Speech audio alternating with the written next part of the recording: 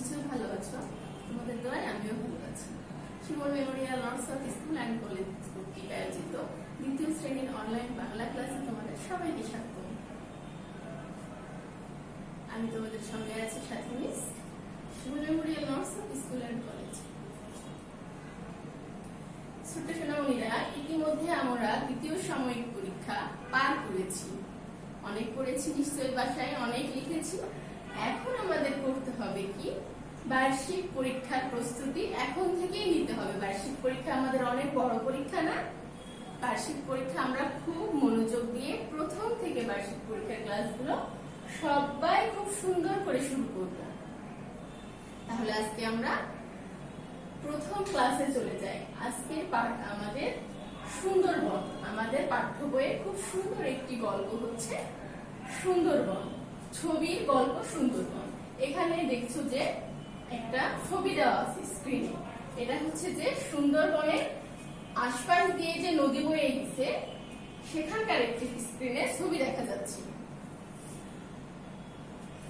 তাহলে ছোট্ট সোনামণিরা, আমরা হচ্ছে সুন্দরবন গল্পে কি কি শিখবো জানবো কিছু স্ক্রিনে পড়ে নিই। শিখন ফল, সুন্দরবন সম্পর্কে জানতে পারবে। অমি খুশি হয়েছে কেন তা বলতে পারবে। সুন্দরবনের বিভিন্ন প্রজাতির গাছ সম্পর্কে জানতে পারবে। সুন্দরবনের নানা রঙের পাখি সম্পর্কে জানতে পারবে। ছোট্ট সোনামণিরা, তোমরা হচ্ছে অনেকেই সুন্দরবনে গিয়েছো, অনেকেই যাওনি, কিন্তু যারা গিয়েছো তারা তো দেখেছো। আর যারা আমরা যাইনি তারা আজকে আমরা এই গল্পের মাধ্যমে অনেক কিছু জানবো এবং সুন্দরবন সম্পর্কে জানবো।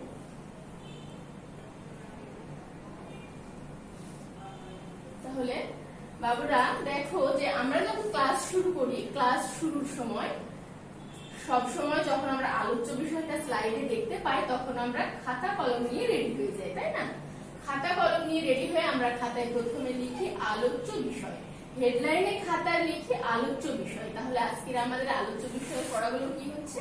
আজকে আমাদের আলোচ্য বিষয়ে পড়া হচ্ছে অমি, সুন্দরবন, হরিণ, বানর, রয়্যাল বেঙ্গল টাইগার, মৌয়াল, মধু। তাহলে ছবির গল্প সুন্দরবনে অমি গিয়েছিল সুন্দরবন দেখতে, সেই গল্প থেকে নেওয়া হয়েছে অমি। সুন্দরবন তো আমরা জানি যে সুন্দরবন আমাদের জাতীয় বন এবং সুন্দরবনকে আমরা ম্যানগ্রোভ বন বলি। আর সুন্দরবনকে কেন সুন্দরবন বলা হয়েছে তোমরা কি এটা জানো? সুন্দরবন, তাহলে আমরা সুন্দর করে আলোচ্য বিষয়গুলো খাতায় লিখে নিই। অমি, সুন্দরবন, হরিণ, বানর, রয়্যাল বেঙ্গল টাইগার, মৌয়াল, মধু।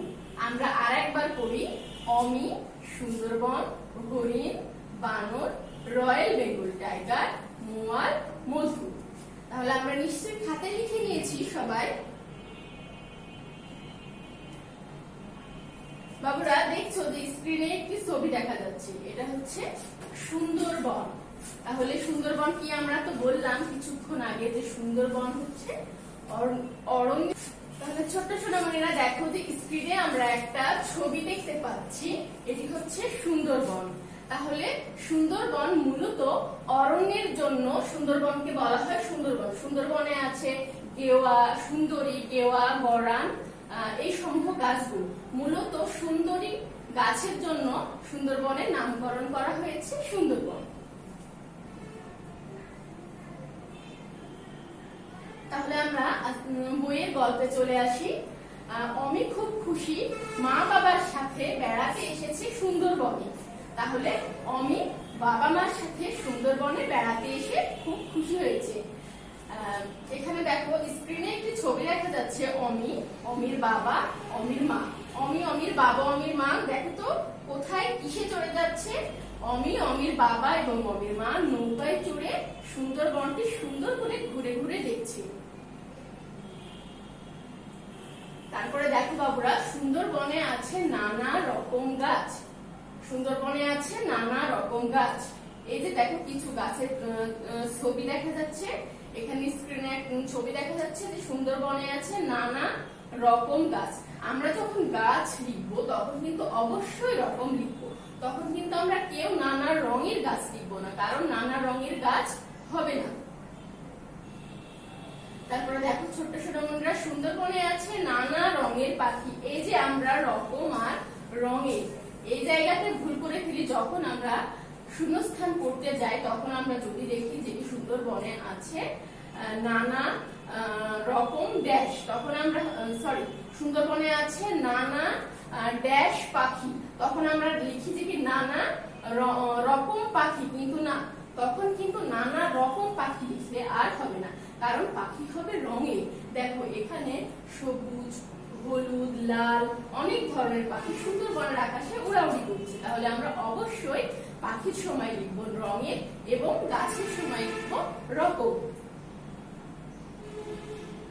এই যে দেখো ছোট সোনামণিরা, সুন্দরবনের সবচেয়ে একটা আকর্ষণীয় প্রাণী হচ্ছে রয়্যাল বেঙ্গল টাইগার, যা আমরা জাতীয় পশু হিসেবে জানি। তাহলে রয়্যাল বেঙ্গল টাইগার কোথায় বাস করে? রয়্যাল বেঙ্গল টাইগার সুন্দরবনে বাস করে। তাহলে সুন্দরবনের বিখ্যাত পশু রয়্যাল বেঙ্গল টাইগার। আচ্ছা, রয়্যাল বেঙ্গল টাইগারের কালারটাও কিন্তু মনে রাখবা যে রয়্যাল বেঙ্গল টাইগারের গায়ে হচ্ছে হলুদ ও কালো ডোরা কাটা দাগ থাকে। রয়্যাল বেঙ্গল টাইগারের হচ্ছে পুরো শরীরে ঘন লোমে ঢাকা এবং হলুদ ও কালো রঙের ডোরা কাটা দাগ থাকে।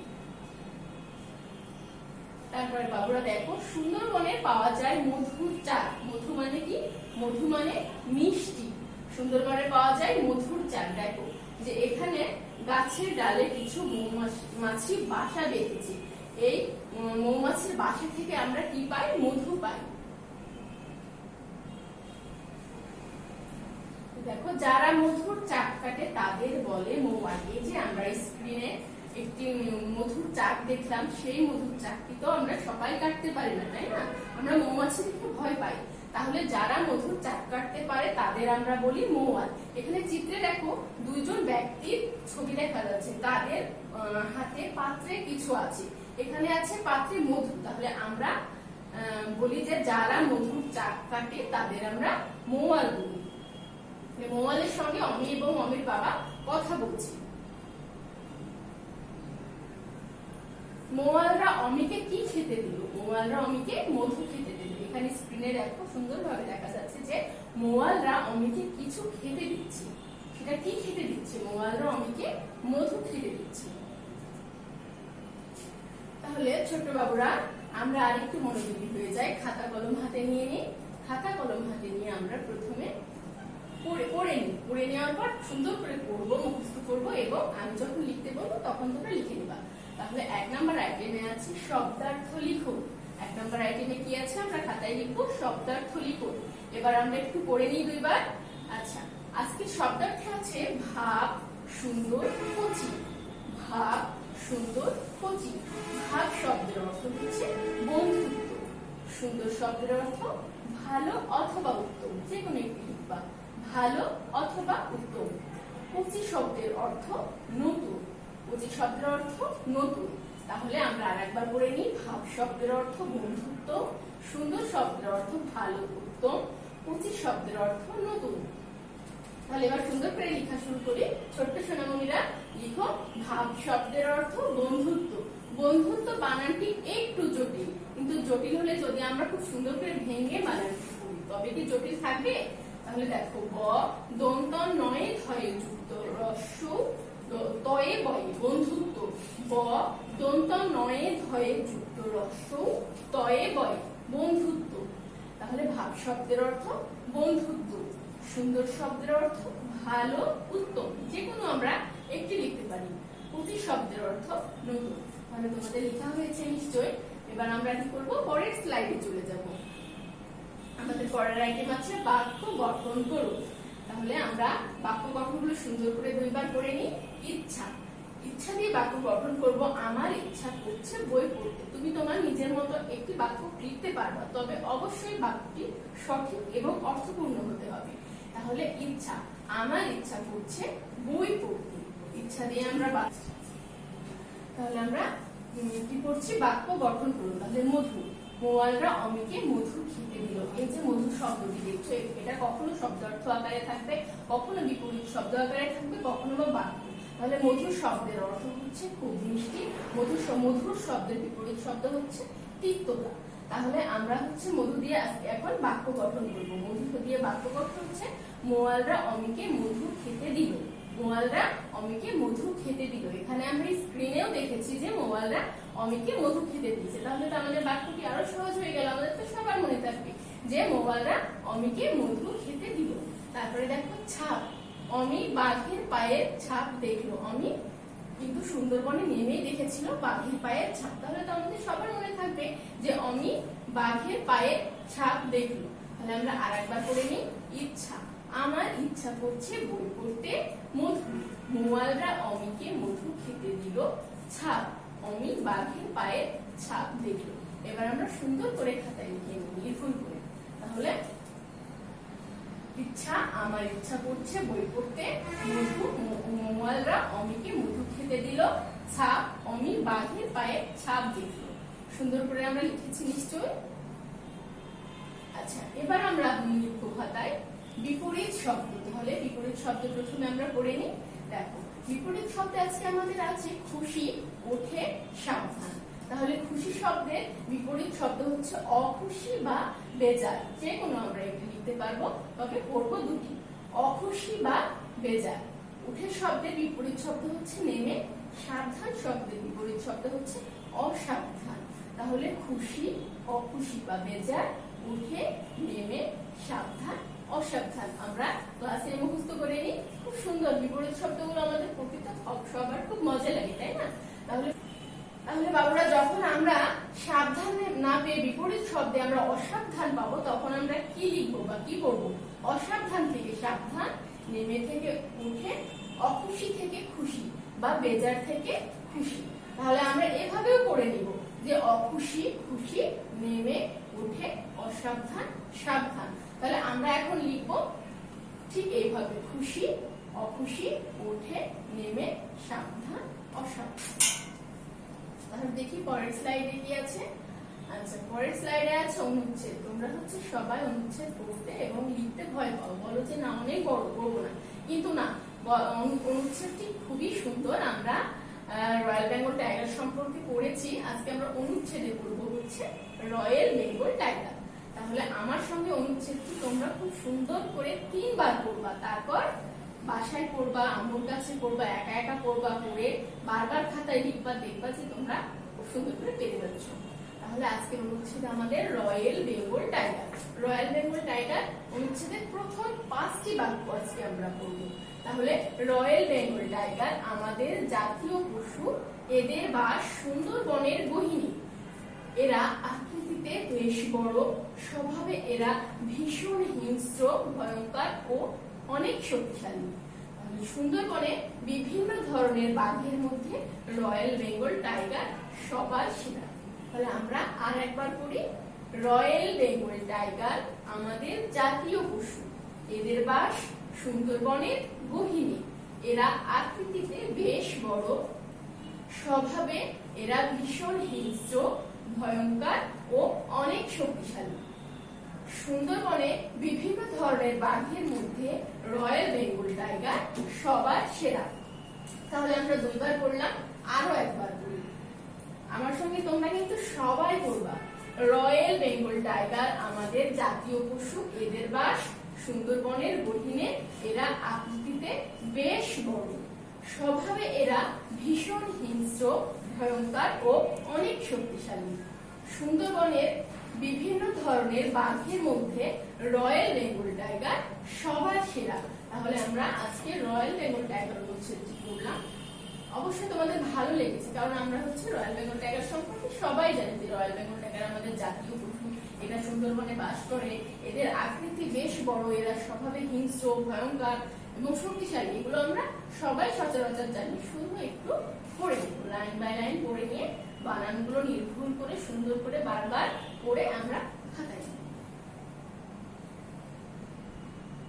তাহলে বাবুরা দেখো, আমরা খাতায় সবাই তো খাতায় মূল্যায়ন লিখে নিই, তাই না? আবার লেখার জন্য রেডি হয়ে যায়। আমরা হেডলাইনে লিখবো মূল্যায়ন। হেডলাইনে লিখে প্রশ্নগুলো আমার সঙ্গে পড়ো, তারপর লিখবা।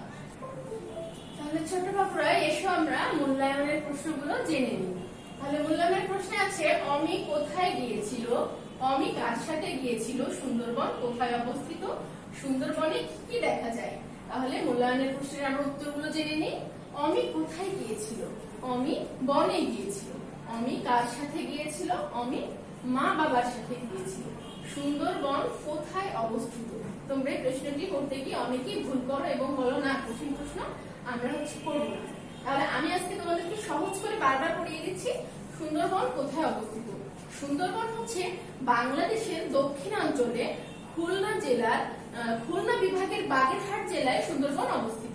তাহলে বাংলাদেশের দক্ষিণাঞ্চলে খুলনা বিভাগে বাগেরহাট জেলায় সুন্দরবন অবস্থিত। তাহলে সুন্দরবনে কি কি দেখা যায়? সুন্দরবনে দেখেছি আমরা নানা রঙের গাছ, নানা রকম পাখি, নদীতে মাছ, কুমির, আমরা এগুলো দেখেছি। এগুলো আমরা প্রশ্নে দিব যে সুন্দরবনে দেখা যায় নানা রকম গাছ, নানা রঙের পাখি, নদীতে মাছ, নদীতে কুমির। আরো আছে সুন্দরবনের একটি বিরাট আকর্ষণ হচ্ছে রয়্যাল বেঙ্গল টাইগার, যা আমরা জাতীয় পশু হিসেবে জানি। তাহলে ছোট বাবুরা, আমরা নেক্সটে ফিডব্যাক করব। পড়া থাকবে সুন্দরবন, নোটের প্রশ্ন ক থেকে খ, অনুচ্ছেদ রয়্যাল বেঙ্গল টাইগার, প্রথম 5টি বাক্য। তাহলে আমরা ফিডব্যাকের প্রশ্নগুলো পড়াগুলো সবাই সুন্দর করে খাতায় তুলে নিব এবং পড়া দেখে আমরা ফিডব্যাকটি আগামী দিন করব। তাহলে ছোট সোনামণিরা, আমার সঙ্গে এতক্ষণ ক্লাসটি করার জন্য তোমাদেরকে অসংখ্য ধন্যবাদ। আগামী ক্লাসে আমন্ত্রণ জানিয়ে আজকে আমি এখানে শেষ করছি। তোমাদের সাথে